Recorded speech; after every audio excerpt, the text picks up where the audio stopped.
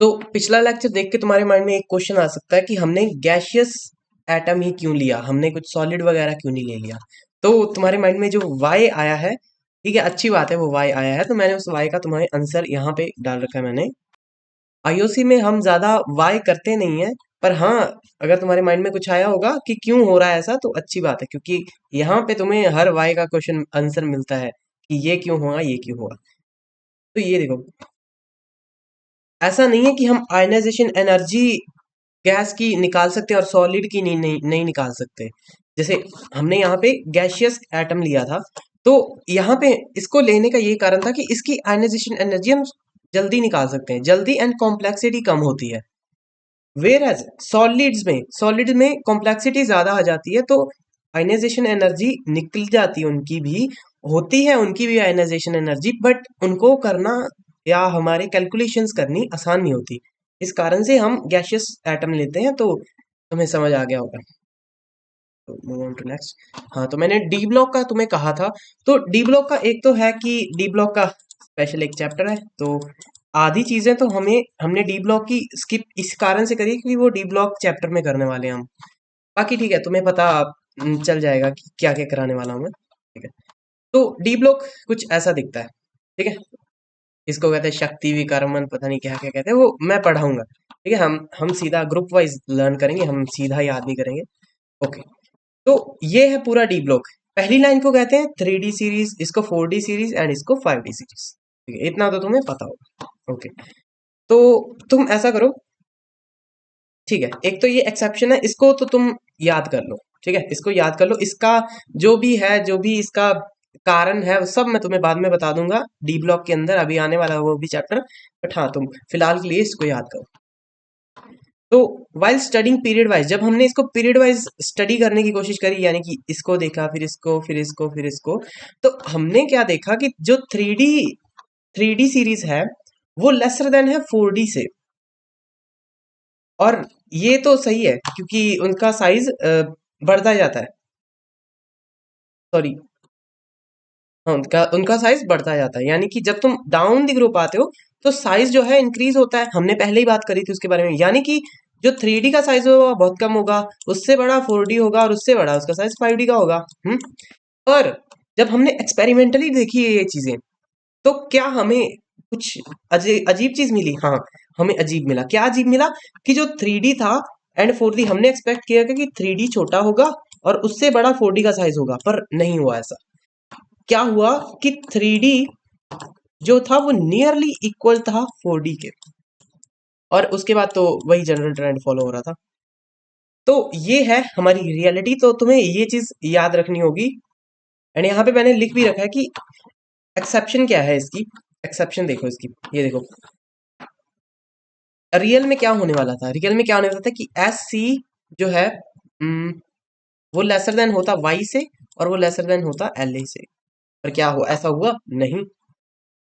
जो S C है वो ग्रेटर हो गया वाई से, एंड वो ग्रेटर हो गया एल ए से। बस हाँ, इस चीज को, ये एक एक्सेप्शन है, तो इसको याद रखो। बाकी इसका कारण वारण सब मैं तुम्हें डी ब्लॉक में ही बताने वाला हूँ, तो यहाँ पे इतना वो करने की जरूरत नहीं, क्योंकि ये एक वैसी चीज है ना कि जो तंग बहुत करती है डी ब्लॉक। क्योंकि ऊपर ऊपर तो हम इसे क्लासिफाई कर सकते हैं, थर्ड और फोर्थ, 3D और 4D में तो इसे हम क्लासिफाई कर सकते हैं, पर 5D में आके चीजें कॉम्प्लिकेट हो जाती हैं, तो इस कारण से हम वहां पे इसको क्लासिफाई नहीं कर पाते। तो let's move to next page फटाफट से। हाँ, तो इलेक्ट्रॉन गेन एंथैल्पी, ये है हमारा आज का टॉपिक, या जो भी कह लो। ठीक है, तो ये है हमारा टॉपिक इलेक्ट्रॉन गेन एंथैल्पी। इससे पहले हमने क्या पढ़ा? Ionization energy. ठीक है, आयनाइजेशन एनर्जी क्या थी? हम किसी भी एक एटम से एक इलेक्ट्रॉन निकाल रहे थे, उसको हम आयनाइजेशन एनर्जी कह रहे थे। और इलेक्ट्रॉन गेन एंथैल्पी क्या है? किसी भी एटम को, किसी भी इलेक्ट्रॉन को किसी एटम में ऐड कराना। देखो, अब ये बिल्कुल उल्टा है उसका। तो इसे तुम ऐसे देख सकते हो, कोई एटम है, गैसीय स्टेट में है, उसमें तुमने एक इलेक्ट्रॉन प्लस कराया है। मैंने तुम्हें पहले बताया था कि कोई भी तुम्हारे पास एटम है, लेट्स सपोज कि तुम्हारे पास ए कोई एटम है, तो तुमने उसे एक इलेक्ट्रॉन दिया, तो वो उस पे ऊपर नेगेटिव चार्ज रहेगा। ये मैं तुम्हें तुम्हें पहले पिछले वाले लेक्चर में बताया था मैंने। ये तुम्हें याद होना चाहिए। याद क्या, समझ ही जाओगे तुम। ठीक है, तो उससे ये हमारे पास एक रिजल्ट आया, बिल्कुल सही है, कोई इसमें शक की बात नहीं है, ऐसा ही आना चाहिए था ना रिजल्ट, कि हमारे पास एक सिंगल एटम था, हमने उसे क्या करा, हमने उसको लिया और उसमें एक इलेक्ट्रॉन जोड़ दिया, उसे कह दिया कि तू एक इलेक्ट्रॉन पकड़, तो जब उसने उस इलेक्ट्रॉन को पकड़ लिया तो वो इस तरीके का बन गया, उस पे नेगेटिव चार्ज आ गया, बस दैट्स इट। इसी को ही कहते हैं इलेक्ट्रॉन गेन एंथैल्पी, कोई बड़ी बात नहीं है इसमें, ठीक है।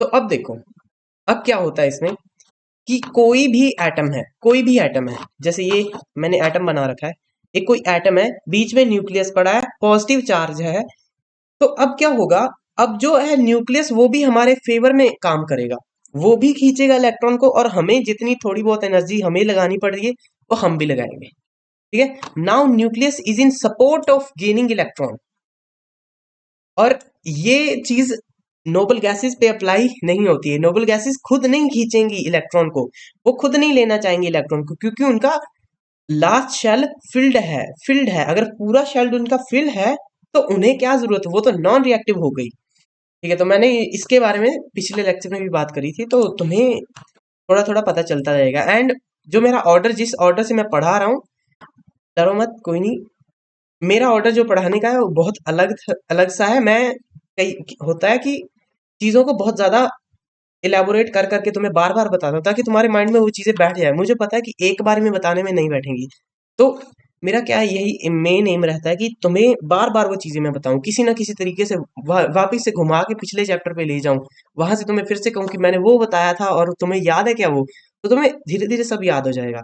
तो यही होता है, मैं इसीलिए size, Z effective, screening concept तो हर क्वेश्चन में आ जाता है, जेड इफेक्टिव हर जगह घूम रहा होता है, तो तुम्हें तभी तुम्हारे माइंड में वो चीज बिल्ड होगी धीरे धीरे, क्योंकि बार बार बोलूंगा तो तुम्हारे माइंड में बिल्ड होगी, ऐसे नहीं हो जाएगी।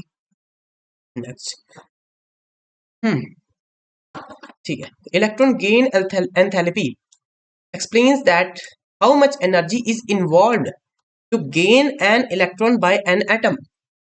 कोई भी एटम पड़ा है, उसको तुम एनर्जी दे रहे हो तो वो जा रहा है ना, एटम इलेक्ट्रॉन, उसके उस एटम के अंदर इलेक्ट्रॉन कैसे जा रहा है, बिना एनर्जी के तो चला नहीं जाएगा, तुम उसको कोई एनर्जी दोगे, कोई न्यूक्लियस एनर्जी लगाएगा, तभी हो पाएगा ना, समझ गए होगे तुम, ठीक है।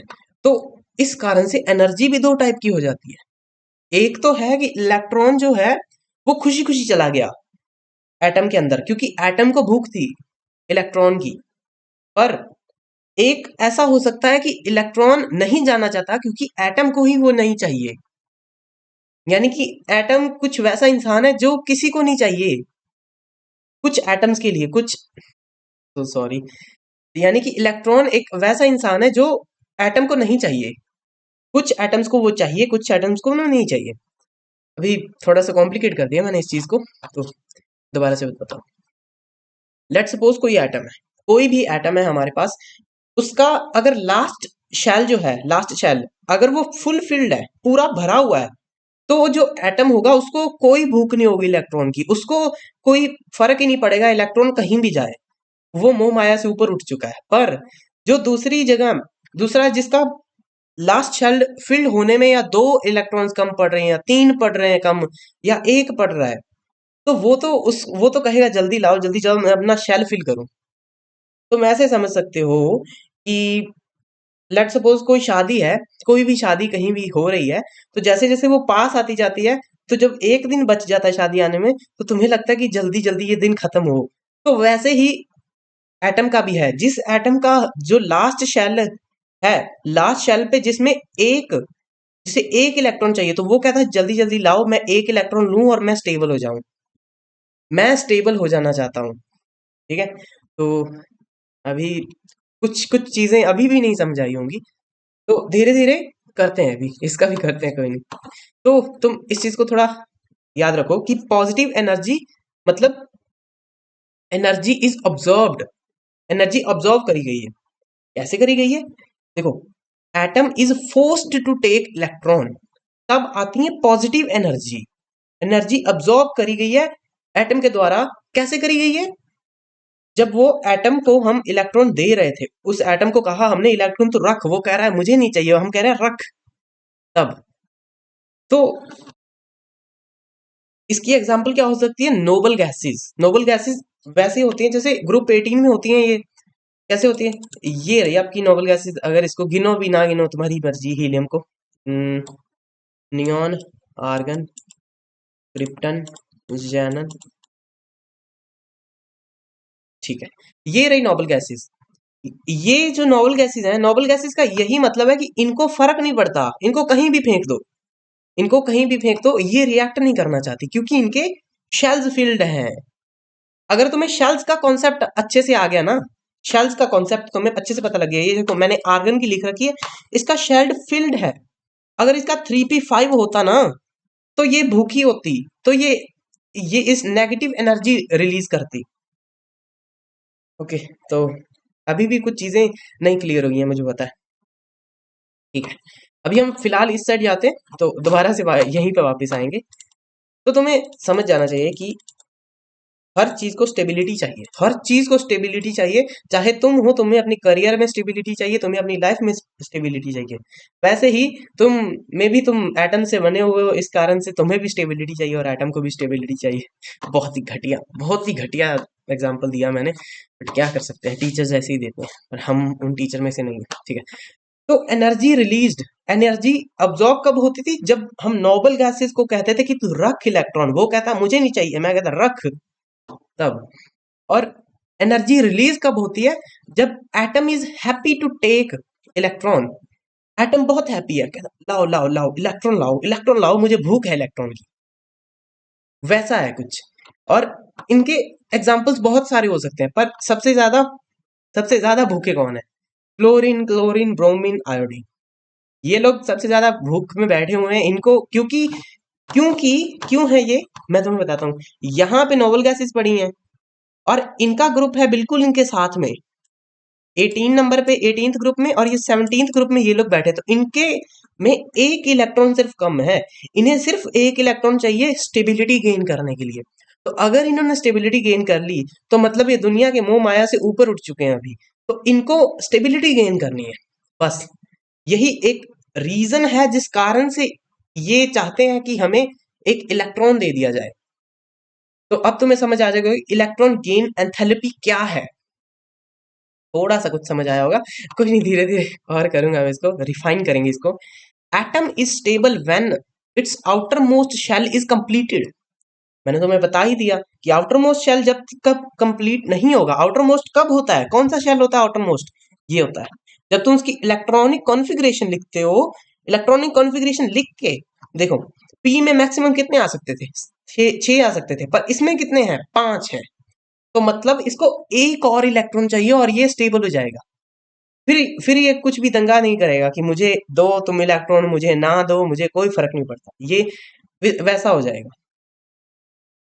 ओके, अब बात आती है हमारी वाई की। हमारा वाई क्या कहता है कि एटम को स्टेबिलिटी ही क्यों चाहिए? क्यों चाहिए तुझे स्टेबिलिटी? तू रह जैसा वैसे रहता था क्लोरीन, तुझे क्यों एक इलेक्ट्रॉन चाहिए? क्यों चाहिए इसे एक इलेक्ट्रॉन?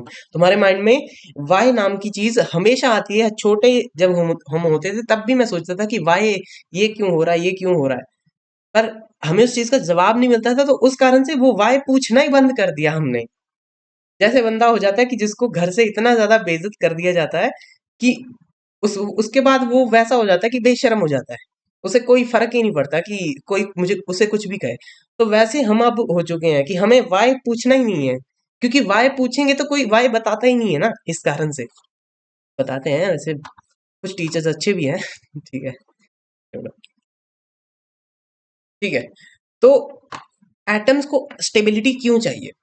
पहली बात ये, मैं कहूंगा कि उन्हें एनर्जी में लोअर होना है, इस कारण से।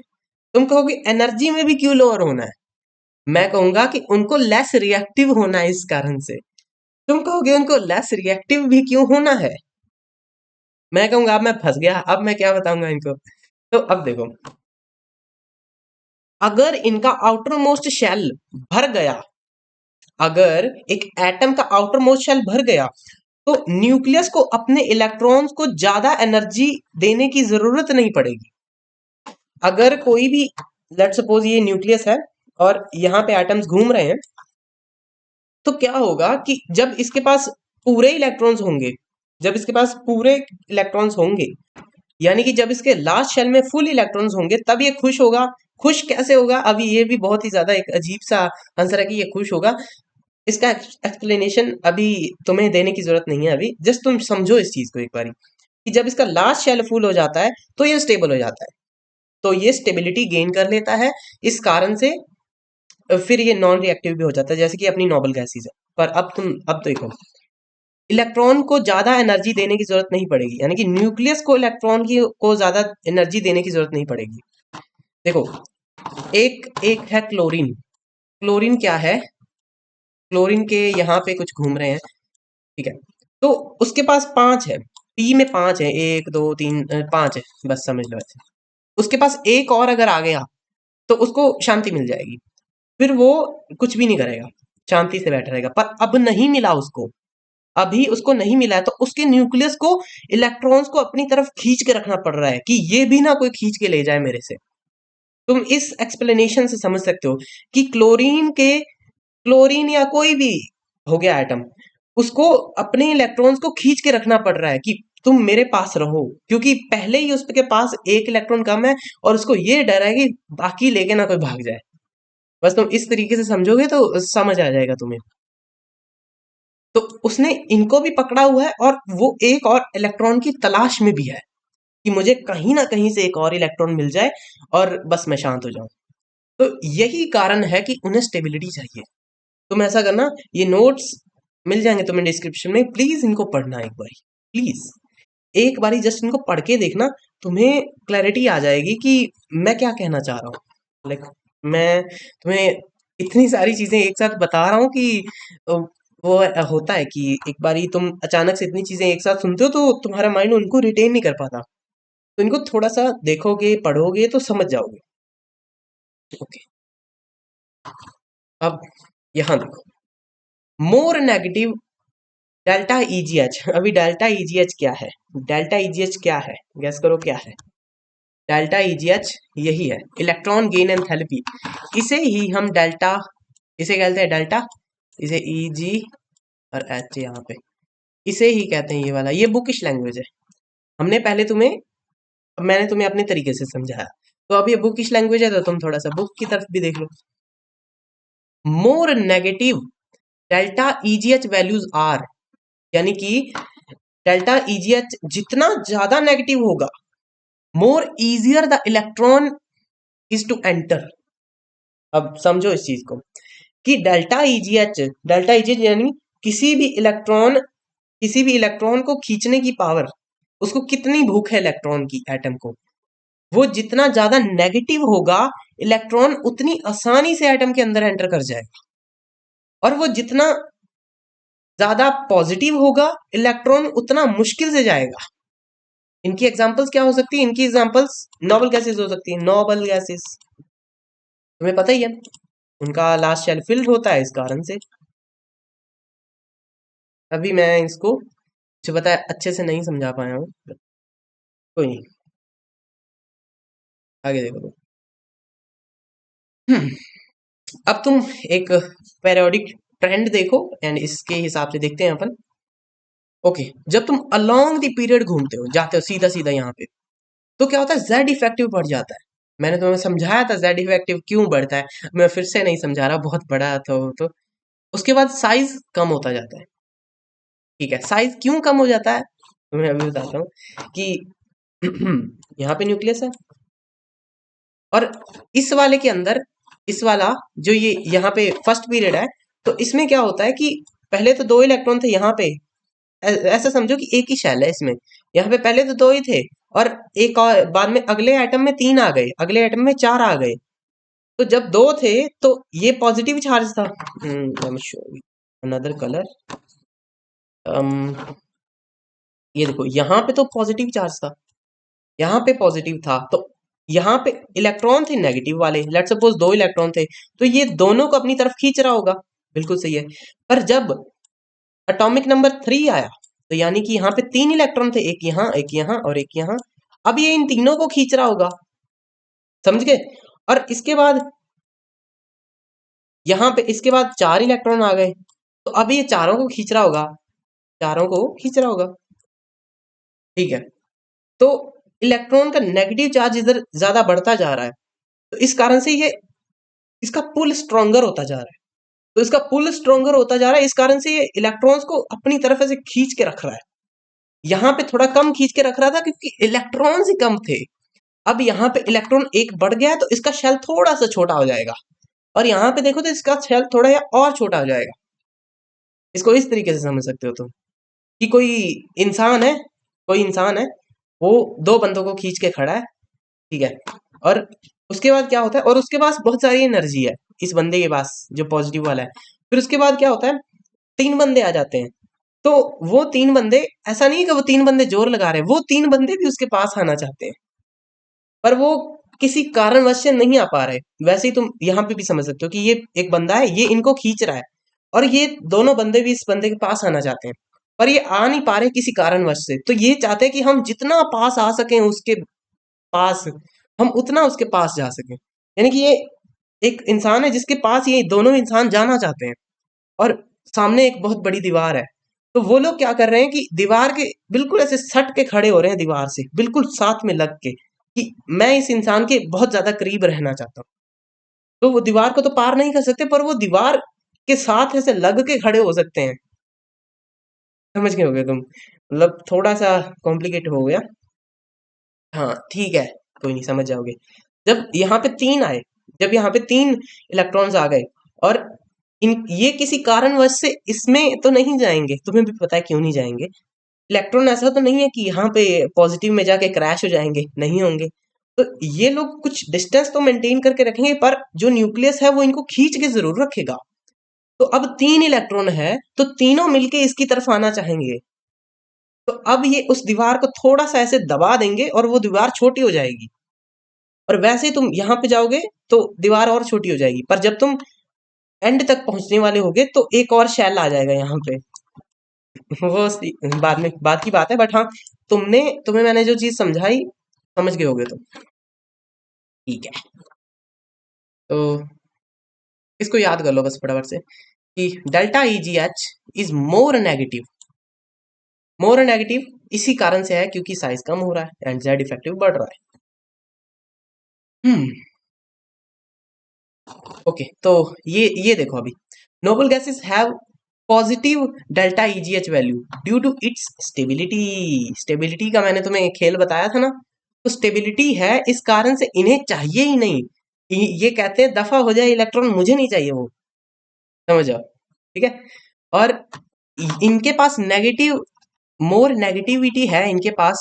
तो ये लोग क्या करते हैं, ये जो बंदा यहाँ पे बैठा है, जो एक यहाँ वाला एलिमेंट है, और एक बंदा यहाँ पे बैठा है, और एक एलिमेंट यहाँ पे है, हम्म ऐसे जस्ट सुनो सुनो मेरे को। इसको थोड़ी कम भूख है, इसको थोड़ी ज्यादा भूख है, इसको और भूख है, और ये और भूख है, और इसको और भूख है। और जो यहाँ पे बिल्कुल एंड पे है नोबल गैसेस के पास, वो तो बिल्कुल ही ऐसे निहत्था बैठा है कि आओ एक बार आओ तो सही, यहाँ पे बताता हूँ तुम्हें। तो वो इलेक्ट्रॉन के भूखा है, एक नंबर का भूखा इंसान है वो। जैसे तुम्हें कैंडी कैंडी वाले चीज से समझ आएगा। हम्म, ठीक है, फ्रेंड एंड कैंडी वाला कुछ होता था, एग्जाम्पल हम दिया करते थे अपने दोस्तों को। छोड़ो, तो और क्या रह गया। हम्म तो साइज बढ़ता है तो इलेक्ट्रॉन एफिनिटी कम होती है। साइज बढ़ गया तो इलेक्ट्रॉन एफिनिटी कम हो गई, क्योंकि इलेक्ट्रॉन्स बढ़ गया तो उसका साइज बढ़ गया, तो न्यूक्लियस का चार्ज इलेक्ट्रॉन्स के ऊपर कम हो गया, यानी कि न्यूक्लियस अब इलेक्ट्रॉन को इतनी जोर से नहीं खींच पा रहा है जब उसका साइज बड़ा हो गया, न्यूक्लियस का और इलेक्ट्रॉन्स के शेल्स का। ठीक है, तो ठीक है, आगे चलो। अब है थोड़े से इंपॉर्टेंट पॉइंट्स जिन्हें कि तुम नोट कर सकते हो, जरूरी है तो नोट करो इनको फटाफट से। Note the point. Group 17 have very high negative delta EGH because they are just electron away from being stabilized। यार इतना आसान चीज मैंने तुम्हें भी बताई है, फिर से बता देता हूँ कि ये रही नोबल गैसेस। नोबल गैसेस के शेल्स पूरे हैं, शेल्स पूरे हैं यानी कि उनको स्टेबिलिटी नहीं चाहिए, अब वो शांत हो चुकी हैं। पर जो ये बंदा है यहाँ पे साइड में एक और जो बैठा है, यहाँ पे कुछ एलिमेंट्स हैं, तो इनको एक ही इलेक्ट्रॉन चाहिए स्टेबल होने के लिए। तो ये लोग क्या करते हैं, ये लोग बहुत ज्यादा कोशिश करते हैं, बस एक इलेक्ट्रॉन दे दो मेरी जिंदगी संवर जाएगी, ऐसे बंदे हैं ये लोग। ठीक है, तो इस कारण से ये सबसे ज्यादा होते हैं, क्या कहते हैं उसे, इलेक्ट्रोनेगेटिव, अबे नहीं इलेक्ट्रोनेगेटिव नहीं, इनकी सबसे ज्यादा इलेक्ट्रॉन गेन एंथैल्पी होती है, इलेक्ट्रॉन गेन एंथैल्पी।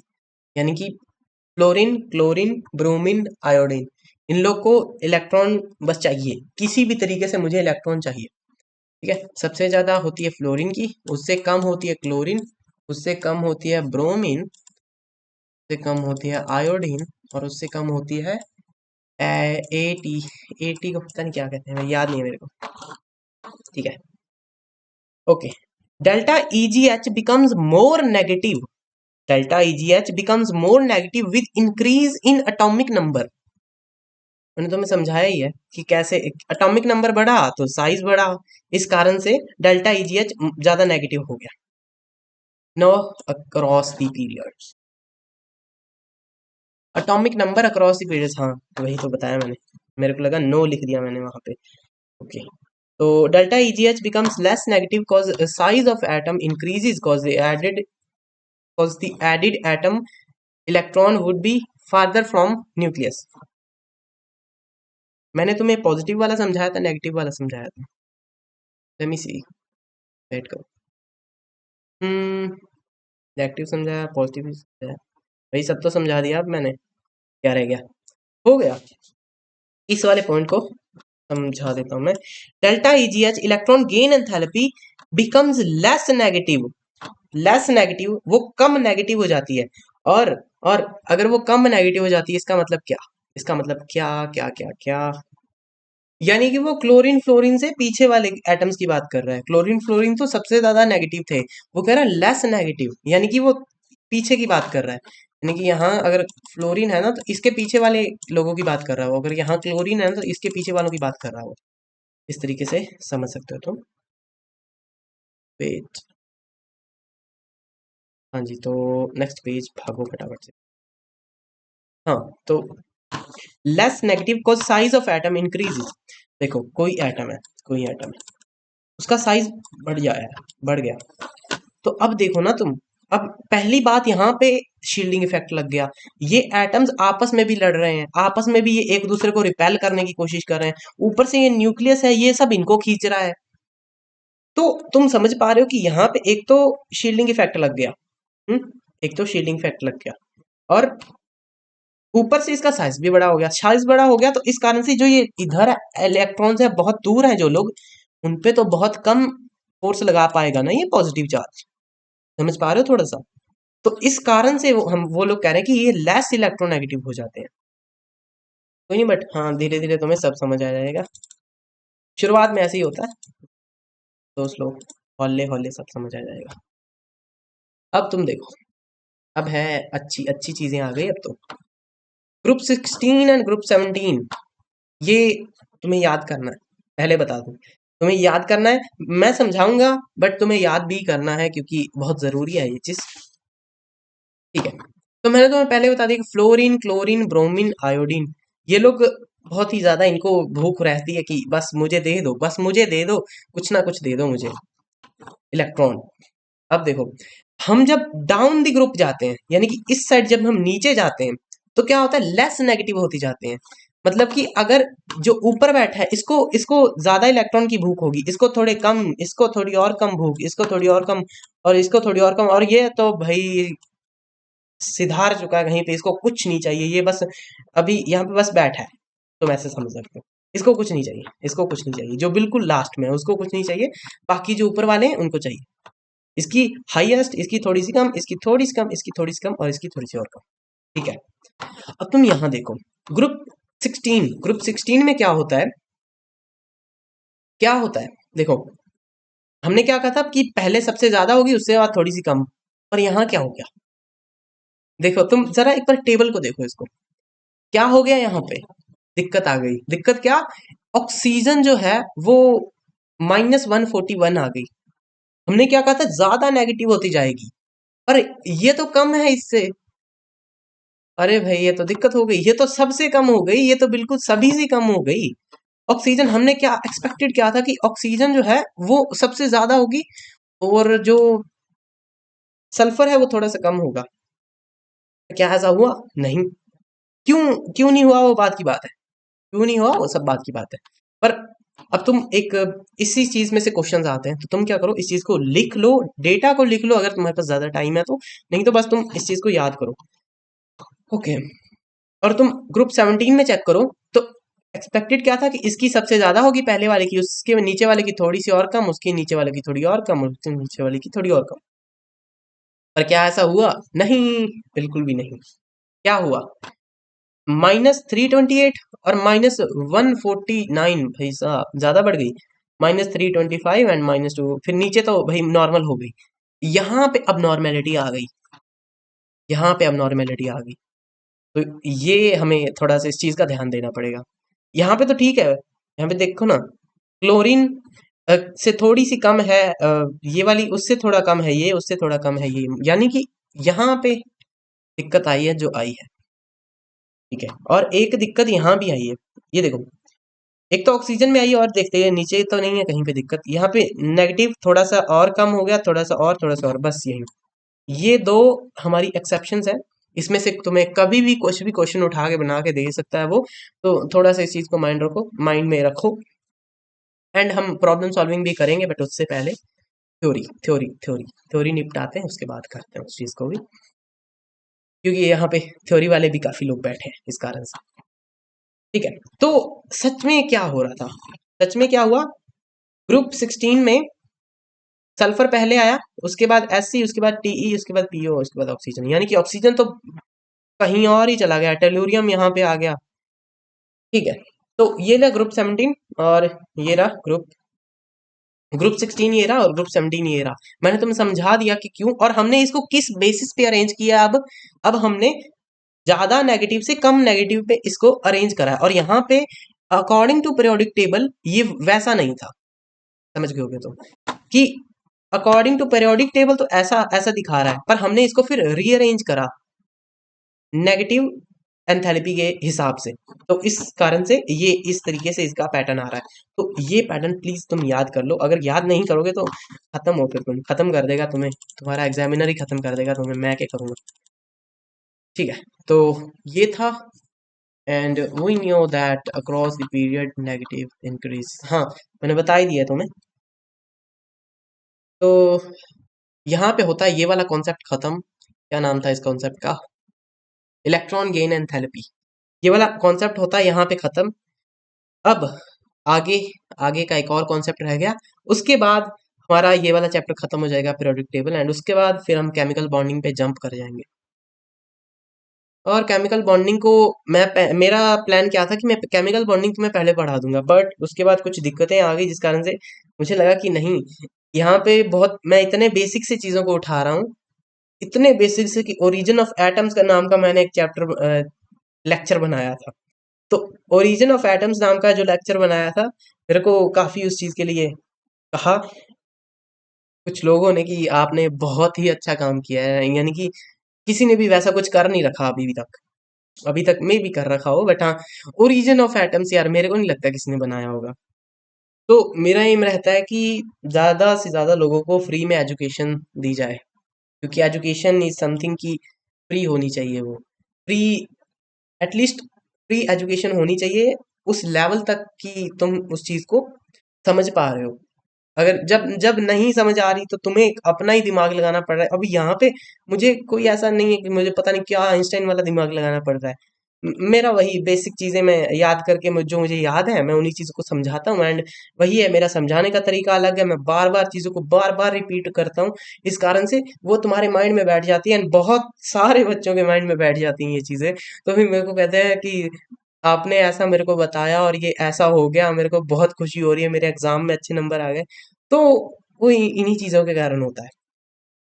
तो ऑफलाइन ट्यूशंस देने का यही फायदा होता है कि तुम ऑनलाइन वालों को अच्छे से समझा सकते हो, क्योंकि मुझे पता है कि तुम बिल्कुल, कुछ लोग हैं जो बिल्कुल जीरो पे बैठे हैं, बिल्कुल जिनके पास, जिन्हें लगता है कि अब कुछ नहीं हो सकता मेरा, बिल्कुल ही जीरो, जिसे कहते हैं ना कि, जैसे मैं तुम्हें अपना बता दूं कि मैं 10th क्लास में मेरा कुछ भी नहीं था, मुझे कुछ भी नहीं आता था, 10th क्लास मैंने अपनी बड़े मुश्किल से पास करी थी, एंड 11th 12th तो मेरी बहुत अच्छी गई थी। 11th तो कॉल्ड खराब गई थी, बट हाँ 12th अच्छी गई थी।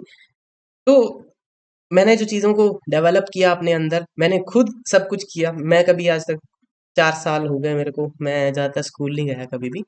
तो छोड़ो, वो कोई रात की बात कही, छोड़ो, वो किसी और दिन की बात है वो चीज़ तो। बट हाँ, अगर तुम्हें अच्छा सही लगता है मेरे से समझना, तो फॉर श्योर या तुम अपने दूसरे लोगों को भी सजेस्ट कर सकते हो कि तुम आईओसी इनसे पढ़ लो। हालांकि कुछ टॉपिक्स हैं जो मैं तुम्हें अभी नहीं करा रहा, जानबूझ के नहीं करा रहा मैं कुछ टॉपिक्स, जानबूझ के मैंने नहीं कराए वो टॉपिक्स, कुछ हैं बचे हुए हैं। मैं चाहता हूँ कि हम उस चीज को थोड़ी सी और अंडरस्टैंडिंग मैं तुम्हारी बिल्ड कर दूं ना। ये shielding effect, Z effective, size वाला फैक्टर, और इन सब चीजों के अराउंड तुम्हारी थोड़ी सी और अंडरस्टैंडिंग बिल्ड कर दूं ना, तो तुम्हें वो चीजों को रिटेन करने में मुश्किल नहीं होगी। अगर तुम्हारे बेसिक्स ही खराब हुए ना पीरियोडिक टेबल के, तो मैं तुम्हें आगे कहीं ले जाके मैं तुम्हें कह दूं कि ये लो इलेक्ट्रोनेगेटिविटी, ये लो इलेक्ट्रॉन गेन एंथैल्पी, ये लो आयनाइजेशन एंथैल्पी, 3 4 कॉन्सेप्ट फेंक के मारे तुम्हारे मुंह पे, तुम नहीं कर पाओगे उस चीज को। तो इसी कारण से मैं बिल्कुल जीरो से उठा रहा है, बिल्कुल ही ग्राउंड लेवल से बंदे को। इससे भी कोई ग्राउंड लेवल हो सका तो मैं जरूर कर दूंगा उसको, कि बिल्कुल ही जीरो। ठीक है, तो भाषणबाजी हो गई, अभी नेक्स्ट चलते हैं। इलेक्ट्रोनेगेटिविटी मेरा फेवरेट कॉन्सेप्ट, एंड तुम्हारा भी ये फेवरेट कॉन्सेप्ट होने वाला है। यार खुश हो जाओ, ये इतना अच्छा कॉन्सेप्ट है ना, इतना अच्छा कॉन्सेप्ट है कि मेरा तो फेवरेट है। एंड मैंने जिस चीज को ये आज तक समझाया है, मैंने अराउंड अराउंड 15 या 16 लोगों को ये समझा चुका हूं मैं इस चीज को, एंड हर किसी को ये समझ आए, 100% इस चीज के रिजल्ट आए, यानी कि बहुत ही अच्छी चीज है ये इलेक्ट्रोनेगेटिविटी, यानी कि बूम, दिमाग फट जाता है ऐसी चीजों को देख के कि क्या भाई, क्या चीजें बना दी इन लोगों ने।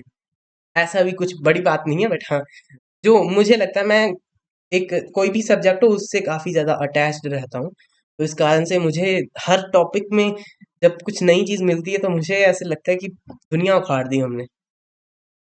तो इलेक्ट्रोनेगेटिविटी के तरफ बढ़ते हैं।